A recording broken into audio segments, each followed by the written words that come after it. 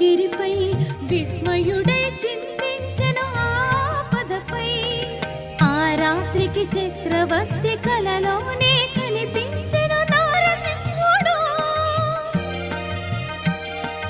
ఆ రాత్రికి చక్రవర్తి కలలోనే కనిపించెను నారసింహుడు.